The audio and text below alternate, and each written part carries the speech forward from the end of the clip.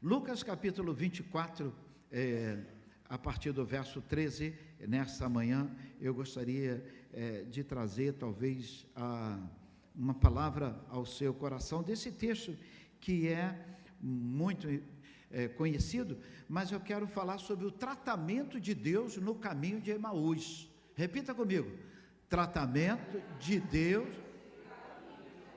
Mais uma vez, o tratamento de Deus no caminho de Emaús. Naquele mesmo dia, 2 deles estavam a caminho para uma aldeia chamada Emaús, distante de Jerusalém, 70 estádios, ou seja, 10 quilômetros ou 11 quilômetros. Iam conversando a respeito de todas as coisas sucedidas. Aconteceu que, enquanto conversavam e discutiam, o próprio Jesus se aproximou e ia com eles. Os seus olhos, porém, estavam como impedidos de o reconhecer. Vamos ler aqui, volta um pouquinho, leia comigo a igreja. Mas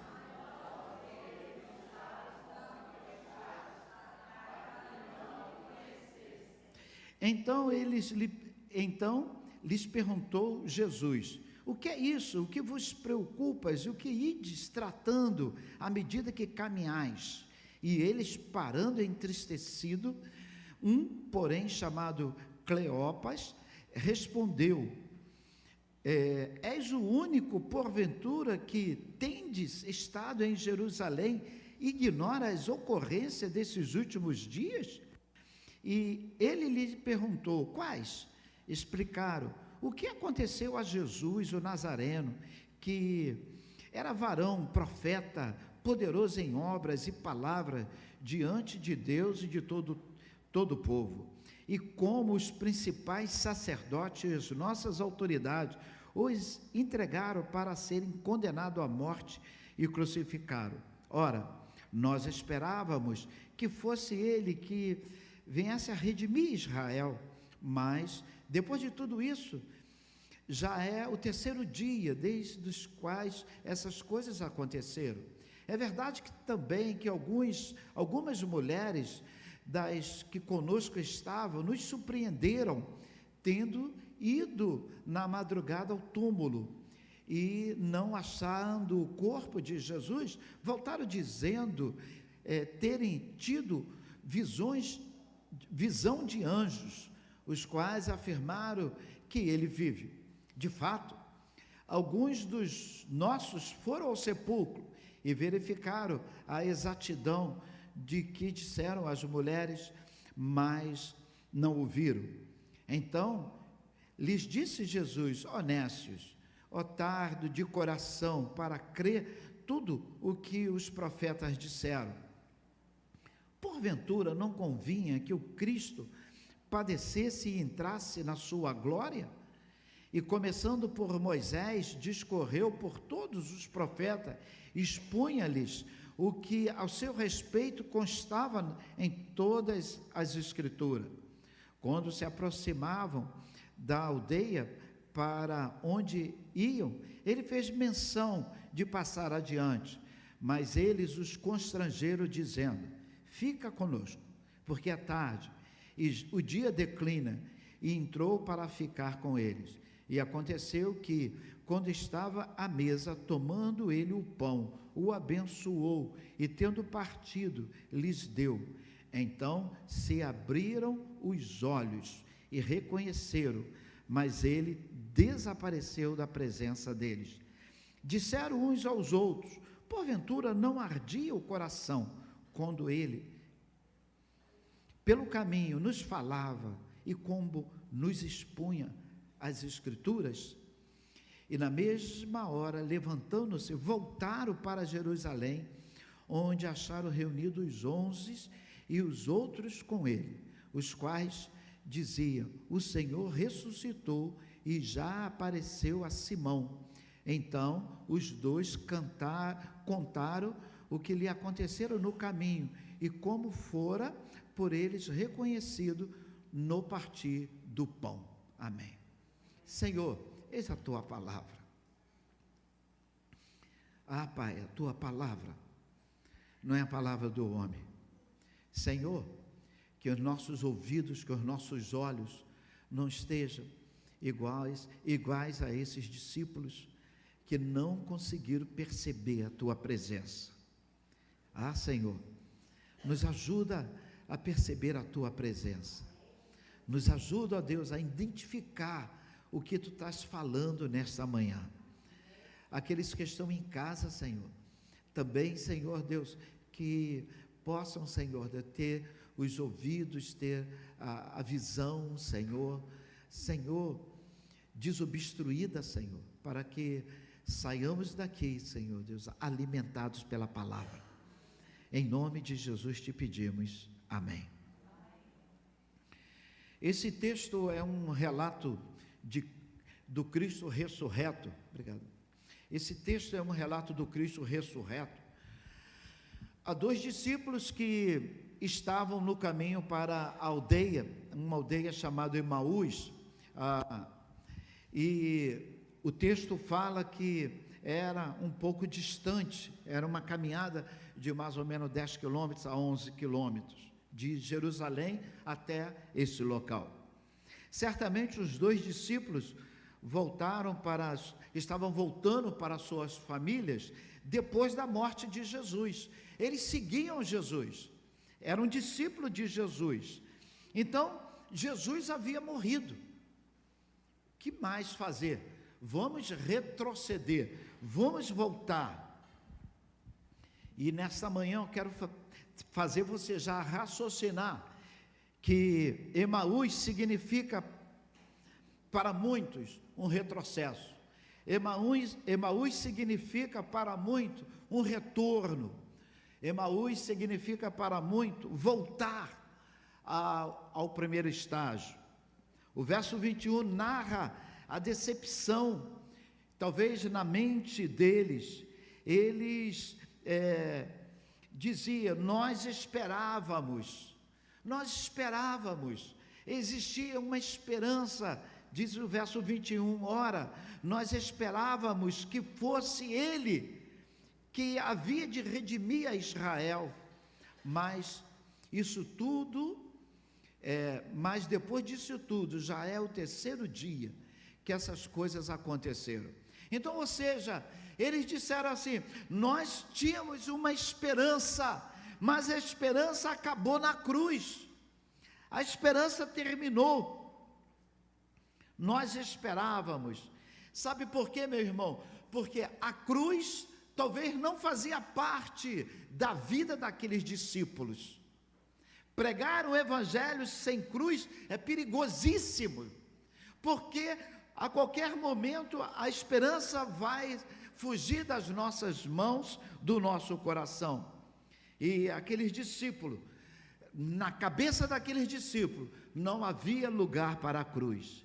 E os discípulos esperavam talvez um triunfo político, de um Jesus que dominaria Roma, de um Jesus que expulsaria Roma e que restauraria o apogeu político da era de Davi a Israel. Mas isso não aconteceu. No sentido espiritual, Emaús é um caminho de retrocesso. No sentido espiritual, é um retorno à vida do passado. Voltar para Emaús significa abrir mão de todo o projeto que Deus tem para você. Voltar para Emaús significa medo do presente, medo do futuro no atual momento presente. Nessa manhã, eu te convido a você ficar atento o que o Senhor pode te ensinar nessa trajetória, nesse caminho, para que você possa abrir os seus olhos.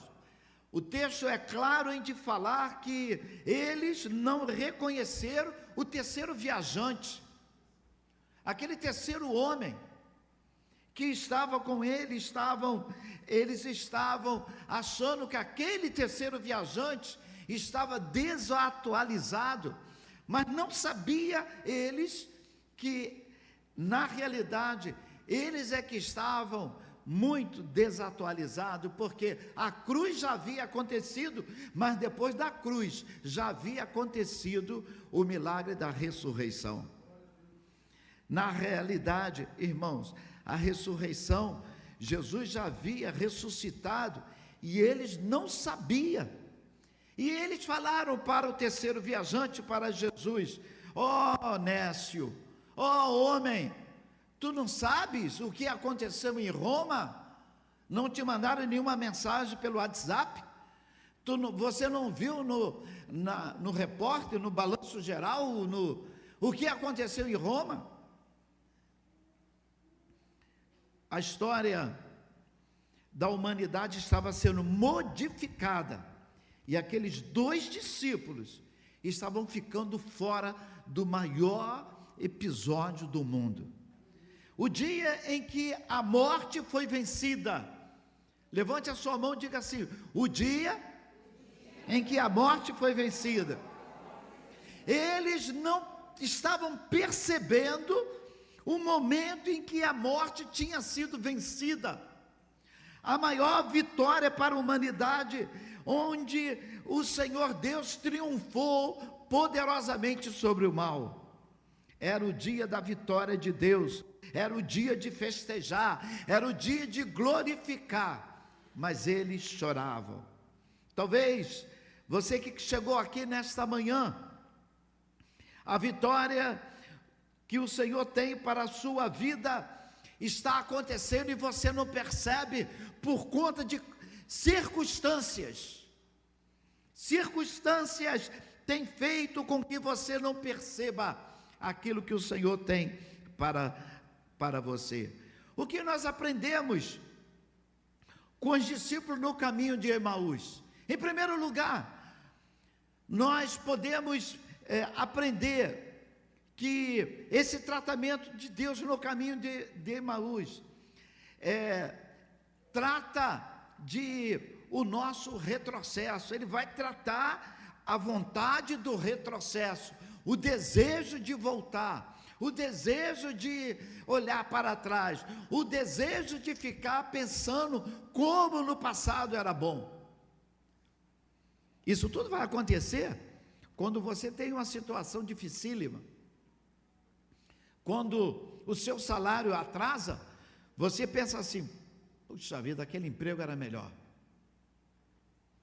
Mas você esqueceu como você estava sendo humilhado, como você tinha dificuldade, como não tinha perspectiva de uma projeção no futuro, mas uma circunstância faz com que você olhe e diga assim: olha, era melhor, era melhor.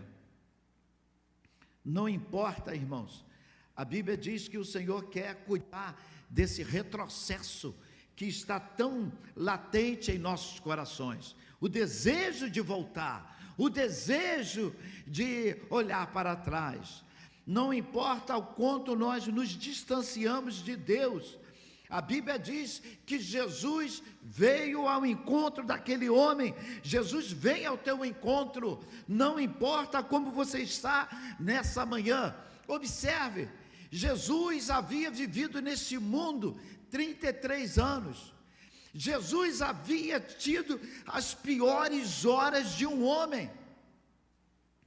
O que acontece quando você sai de uma situação dificílima? Você quer correr para a sua casa, você quer estar com a sua família, você quer estar em outro ambiente. A Bíblia diz que depois daquelas horas que Jesus sofreu, ao ressuscitar, Jesus vai atrás de 2 discípulos. Jesus vai atrás de 2 discípulos. Às vezes nós temos um probleminha e falamos assim: não, eu não posso cultuar. Não estou falando de congregar, de cultuar, porque eu estou com esse problema. O encontro com Deus, o encontro com Jesus, hoje é através da palavra. Ah, pastor, mas como eu posso encontrar Jesus? A Bíblia diz que eles não perceberam. E às vezes você está num culto desse e você não percebe Jesus, porque ele disse assim: eu sou a palavra. E quando a palavra está sendo ministrada, é Jesus. É Jesus. Quando você está lendo a Bíblia, é Jesus. Ele é a palavra. Ele é a palavra encarnada. É o verbo que se fez carne e habitou entre nós. Então, se a Bíblia, se Jesus é o verbo, é a palavra, então, quando você ouve uma mensagem, Jesus está na palavra. E como os discípulos, no caminho de Emaús, nós preferimos outras coisas. Jesus está falando, mas o bate-papo está melhor. Jesus está falando, mas o sono me vence. Jesus está falando, mas a conta que eu vou pagar amanhã é melhor. Eu tenho que fazer as contas hoje. Jesus está falando, Jesus está comigo, do meu lado, mas eu não consigo parar e dar atenção e ouvi-lo. Jesus falou: eu sou o pão da vida, dê glória a Deus. Jesus falou: eu sou a luz do mundo, dê glória a Deus. Jesus falou: eu sou a porta, dê glória a Deus. Jesus falou: eu sou o bom pastor, dê glória a Deus. Jesus falou: eu sou a verdade e a vida. Jesus falou: eu sou a videira verdadeira. Ou seja, João, do capítulo 2 ao capítulo 15, ele fala sobre esses 7 eu sou de Jesus. Eu sou o pão da vida, eu sou a luz do mundo, eu sou a porta, eu sou o bom pastor, eu sou a ressurreição, eu sou o caminho, eu sou a verdade, eu sou a videira verdadeira. Voltando ao texto, verso 15 e o verso 16 desse capítulo, diz que e aconteceu que, enquanto conversava e discutia, o próprio Jesus se aproximou. O próprio Jesus sentou do lado dele no culto, na Igreja Batista em Laranjeiras. O próprio Jesus estava.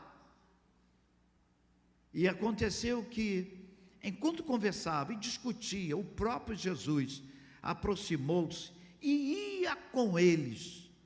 Imagina, enquanto você entrou, sentou, adorou, o próprio Jesus estava contigo adorando.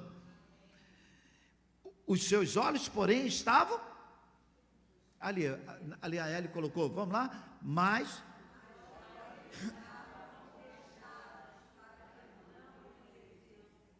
então feche os seus olhos agora, literalmente, fisicamente. Ore comigo assim: Senhor meu Deus, traga à minha mente o que está fazendo com que os meus olhos espirituais estejam fechados. Traga à minha mente o que está fazendo, o que está acontecendo, que eu não estou ouvindo a tua voz. Em nome de Jesus. Amém. O texto diz que aqueles homens, eles não conseguiram ouvir. E qual era o propósito de Jesus encontrar esses 2 homens, depois de passar pela cruz, depois de passar pelaquela agonia? Por que Jesus não foi para o mar da Galileia? Por que Jesus não foi pescar? Por que Jesus não foi fazer outra coisa, depois daquela agonia toda? A Bíblia diz que Jesus vai fazer uma caminhada de 10 quilômetros com 2 discípulos, e falando com aqueles 2 discípulos, eu creio que era para levá-los novamente a Jerusalém, era para que eles entendessem que eles não poderiam retroceder, porque se eles retrocedessem, a cruz, o sofrimento de Jesus Cristo estava sendo aniquilado na vida deles, porque Jesus havia dito em Lucas 24, 49, ele disse assim: fiquem em Jerusalém, até que vós sejais revestidos de poder. E o que eles fizeram? Saíram de Jerusalém. Será que era membro da Igreja Batista de Laranjeiras?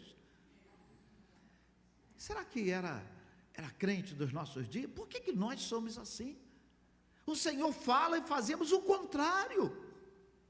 O Senhor diz assim: tenha fé, aquietai-vos, e nós não conseguimos. Por que isso acontece ainda hoje? Eu vou dizer que talvez seja a falta de experiência com o Jesus que garante a vitória. Jesus havia vencido a morte. Eles estavam diante de um homem que havia derrotado o diabo. Ele estava diante de um homem que havia derrotado a morte. O preço pelos nossos pecados havia sido pago. Eles poderiam querer fazerem uma festa, um culto de ação de graça. Eles talvez poderiam ficar pulando, cantando e saltitando durante os 10 quilômetros que eles caminhavam. Mas eles preferiram, talvez, entristecerem. Ficaram com o coração amargurado. Irmãos, a tristeza é diabólica, a tristeza te paralisa, a tristeza não bate na porta para entrar. Por isso que a Bíblia nos convida de capa a capa, para que nós tenhamos os olhos abertos, para que falemos de coisas que nos joguem para o alto, falando de vida e não de morte. E esses homens, o que eles conversavam? Sobre a morte de Jesus. Segundo lugar, é no caminho de Emaús que Deus trata as nossas tristezas. Repita.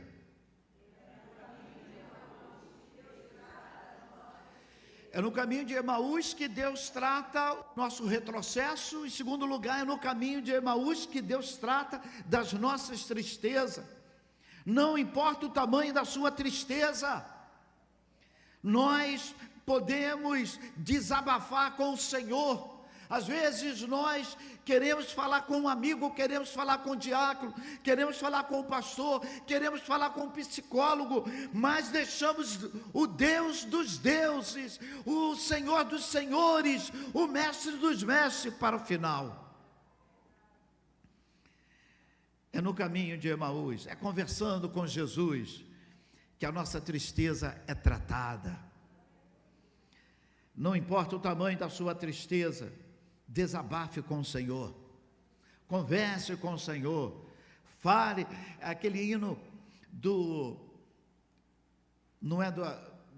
eu acredito que é da harpa, fale para Jesus onde é a sua dor, Ele é o caminho, Ele é o remédio, confia no Senhor. Então você fale para Jesus o que está te causando dor, o que está te consumindo os ossos, o que está doendo o seu coração. Fale para Jesus.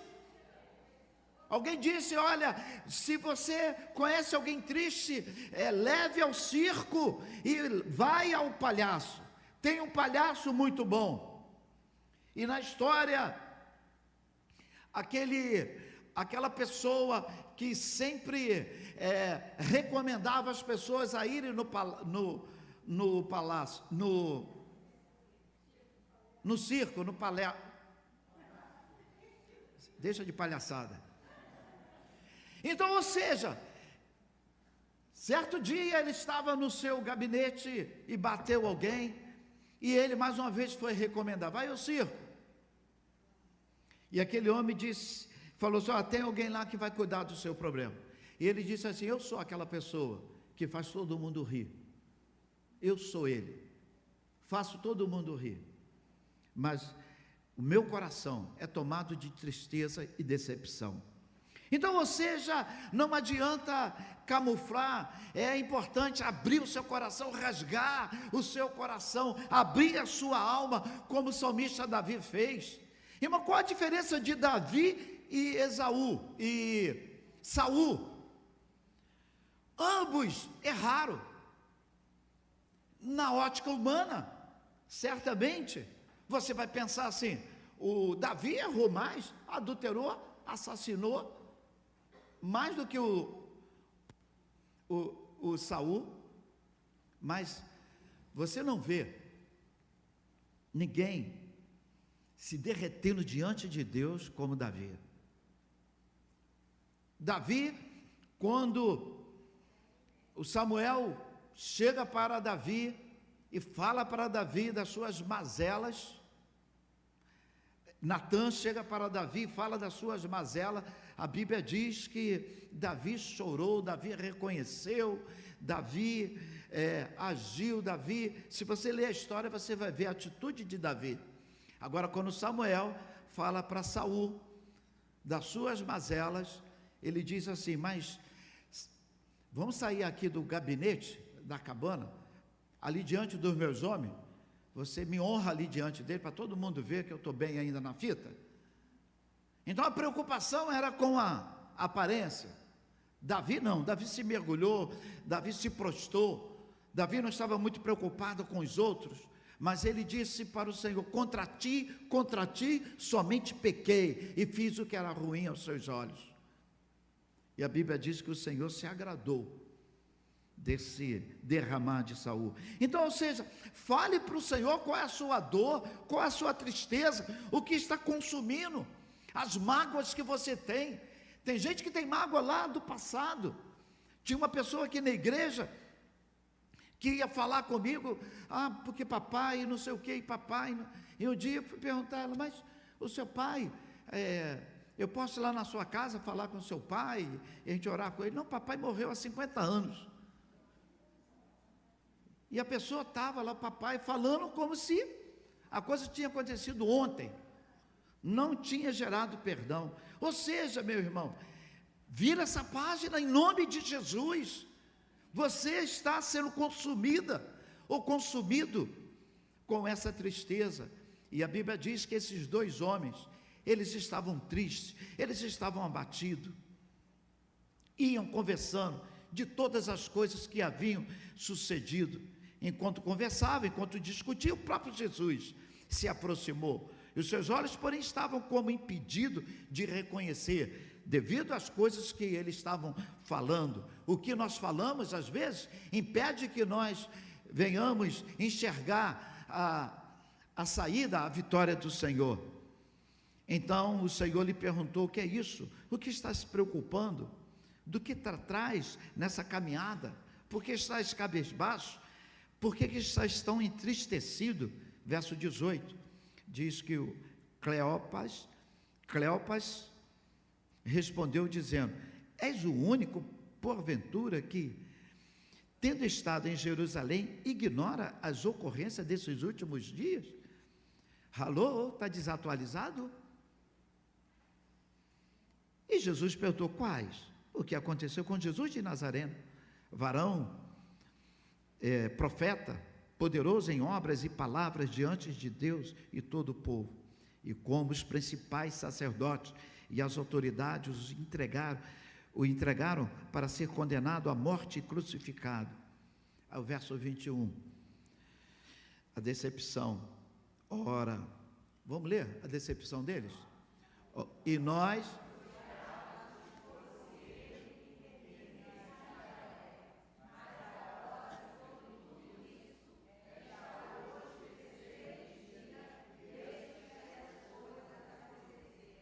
Ou seja, já é o terceiro dia. Já é o terceiro dia. A resposta de Jesus para esse homem é algo maravilhoso, porque Jesus trata da tristeza que eles estavam falando. Observe, irmãos, que eles não falavam sobre o poder de Jesus, sobre a natureza, quando Jesus repreendeu o vento e o mar. Eles não falaram sobre a autoridade de Jesus em libertar os endemoniados. Então, a autoridade de Jesus sobre os demônios. Eles não falavam sobre a autoridade de Jesus em curar paralíticos. Eles não falaram de Jesus, não falavam sobre Jesus, o que Jesus fazia, mas o que eles falaram, como Jesus tinha sido calado, como Jesus tinha sido humilhado, como Jesus tinha sido cuspido, como Jesus tinha sido maltratado. E aquela cena não saía da mente dessas pessoas, daqueles homens. Nós somos assim, meu irmão. Não enxergamos o propósito de Deus na tribulação. Esquecemos que o apóstolo Paulo diz que tribulação produz esperança. Romanos capítulo 8 diz que a tribulação vai produzir esperança.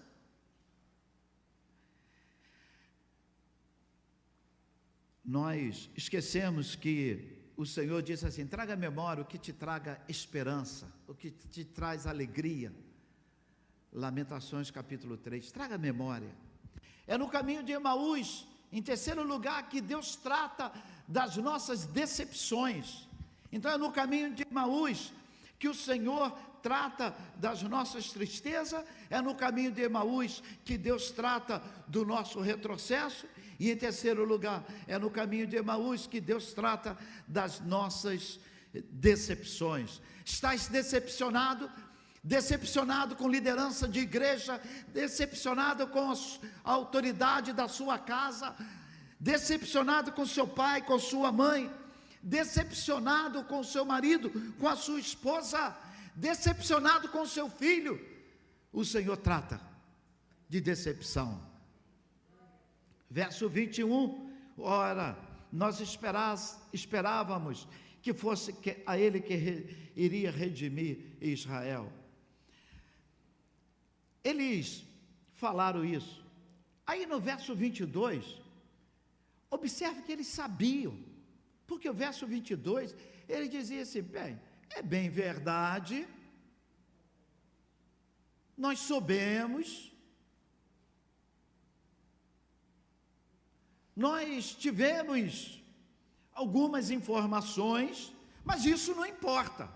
O que importa é a decepção. Isso eu não quero. Eu quero a decepção. E eu creio que decepção é a fuga do caminho. Decepção é o jeito mais fácil de não enfrentar a situação.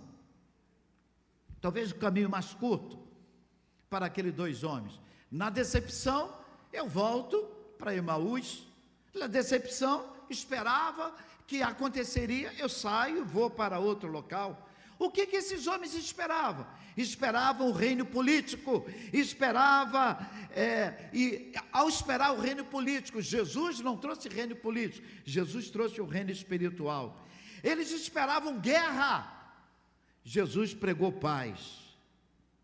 Ou seja, Jesus foi na contramão do que eles pensavam. Tem um personagem bíblico que quase perdeu a bênção. Naamã vai ao profeta. O homem queria curar, mas ia voltar para casa com lepra, porque falou assim: pensava eu que ele iria sair no portão, eu pensava que ele ia esticar a mão, eu pensava que ele ia gritar ao seu Deus, eu pensava que ele iria falar e acontecer. Ou seja, ele veio no caminho pensando como seria a cura, como seria o milagre. Mas não é do meu jeito, não é do teu jeito. Deus trata como Ele quer. E só que nós temos que estar abertos. Aqueles homens esperavam um reino político, e o Senhor trouxe um reino espiritual. Esperavam um reino de guerra, e o Senhor trouxe de paz. Eu não sei a sua decepção, eu sei que você chegou até aqui nessa manhã, porque o Senhor está te tratando.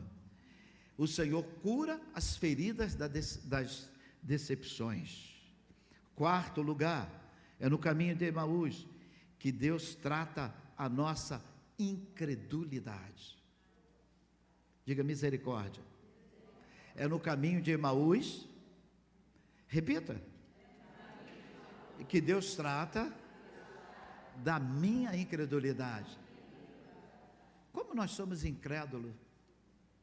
O Senhor Jesus falou para aquela jovem, dizendo assim: olha, não temas, crê somente.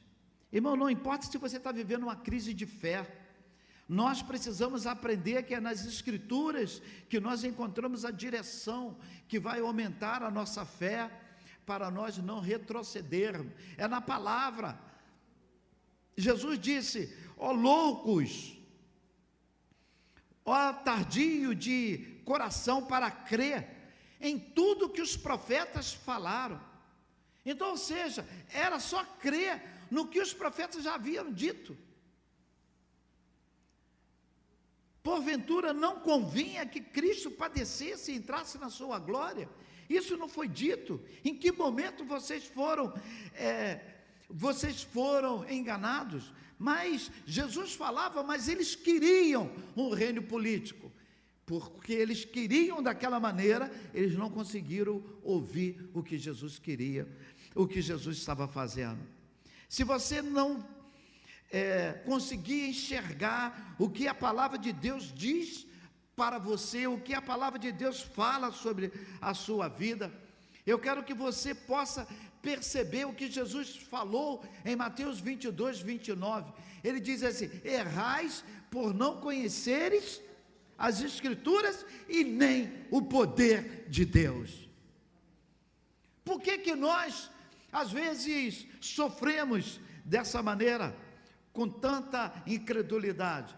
Não conhecemos as Escrituras e nem o poder de Deus. Errais e não conhecer a Escritura. Irmãos, é na palavra de Deus que as promessas de Deus enchem o meu coração, é na palavra de Deus que eu sou alinhado, é na palavra de Deus que eu sou tratado, é na palavra de Deus que eu sou admoestado, é na palavra de Deus que o Senhor está me preparando para o grande dia. Mas eles eram loucos, por isso não creram. O nécio é ignorante, estúpido, louco. Os tardos são aqueles que demoram a perceber, ou talvez tardio.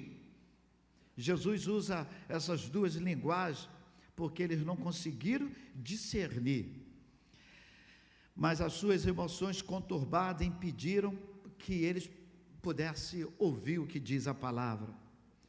Às vezes, eu estou acudindo a algumas pessoas que estão no momento de uma crise tão grande, e ao falar um versículo, algumas vezes eu já ouvi a pessoa falar: menos pastor, menos, agora não, né? Na verdade, irmãos, nossas emoções impedem que nós venhamos crer no testemunho de mulheres, de discípulos, no testemunho que nós ouvimos aqui na igreja, de pessoas que o Senhor visitou, de pessoas que o Senhor curou. Nós, às vezes, devido à nossa incredulidade, nós não conseguimos enxergar a palavra.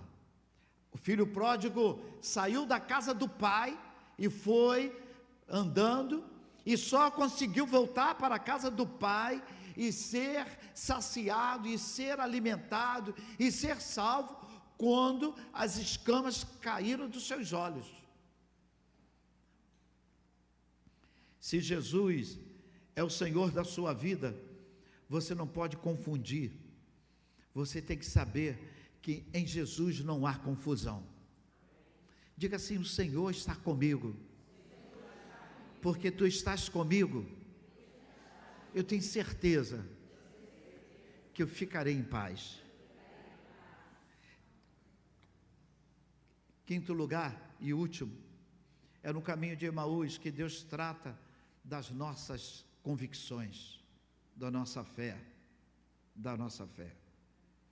Ah, irmãos, como é doloroso. Jesus estava indo embora, mas eles pediram: fica conosco, porque é tarde e o dia já se declina, verso 29, e ele entrou para ficar. E aconteceu que, quando estava à mesa, tomando ele o pão, o abençoou e, tendo-o partido, lhes deu. Leia comigo.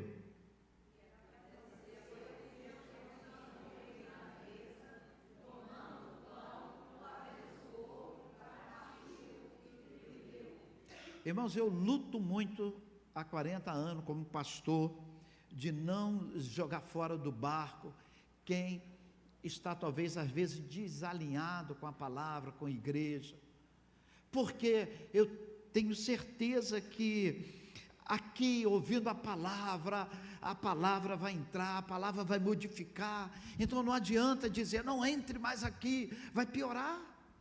Eu vou estar botando numa bandeja, dando para o diabo.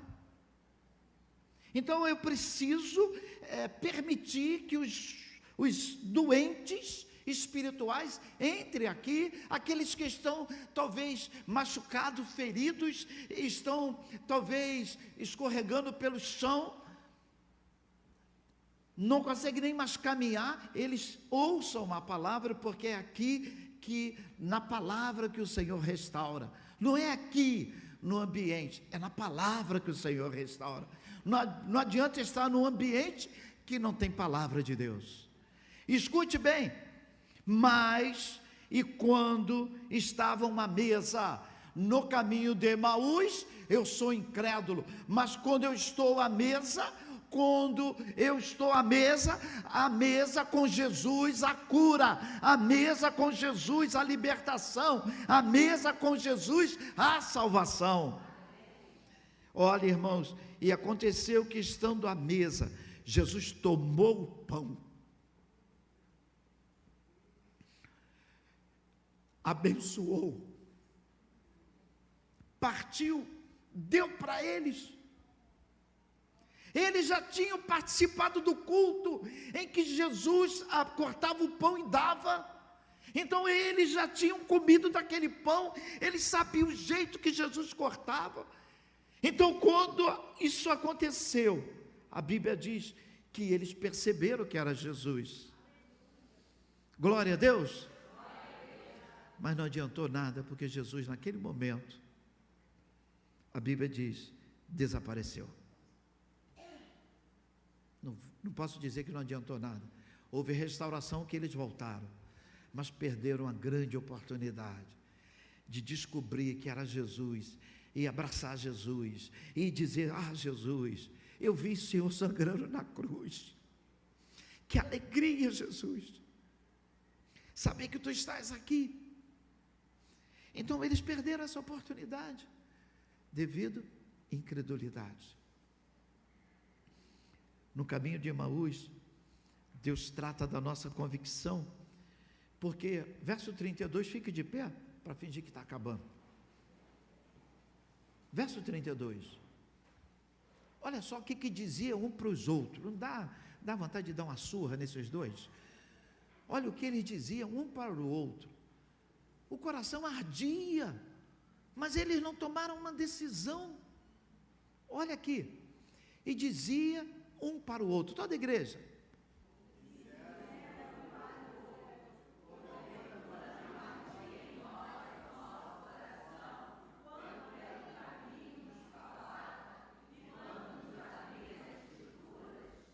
coração ardia, irmão. Verso 33,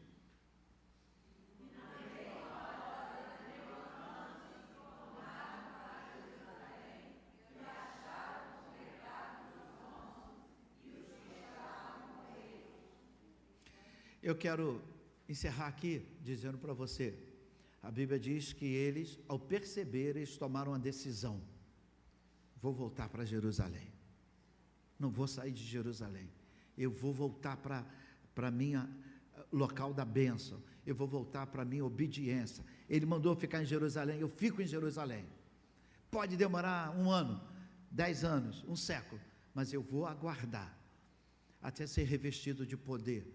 A Bíblia diz que eles voltaram para Jerusalém. Se eles andaram 10 quilômetros, nem descansaram, tiveram que voltar mais 10 quilômetros, 20 quilômetros. Na mesma hora se levantaram e tornaram para Jerusalém. Nessa manhã, retorne à leitura, retorne a chorar nos pés do Senhor. Por que você não chora mais quando Deus fala contigo? Qual foi a última vez que você, eu falo chorar, mas tem pessoas que não choram fisicamente, de lágrimas escorrer, mas o coração chora. Então é isso que eu quero falar. O que está vendo? Que o seu coração está endurecido e você não consegue mais ouvir o que Deus tem a falar. Fale ao seu coração O pecado é diabólico. O pecado só quer nos afastar de Deus. É isso que o pecado quer fazer. Eu quero louvar com a igreja com um louvor, mas eu peço permissão, você que está assistindo em casa, eu vou ter que encerrar a transmissão, e somente os irmãos que estão aqui poderão louvar a Deus comigo, porque nós não temos o direito de fazer essa transmissão dessa música, mas você que está aqui, você vai aproveitar comigo, um louvor antigo, de Raíssa e Ravel, mas eu quero crer que Deus há de falar muito ao seu coração. Vamos orar primeiro? Curva a sua cabeça. Senhor, eis a tua igreja, os que estão aqui e os que estão em casa. Eu quero te pedir, ó Deus, que tu faças, Senhor Deus, a que voltemos ao primeiro amor. Pai, ajuda-nos, Senhor Deus, a não sermos incrédulos, Senhor.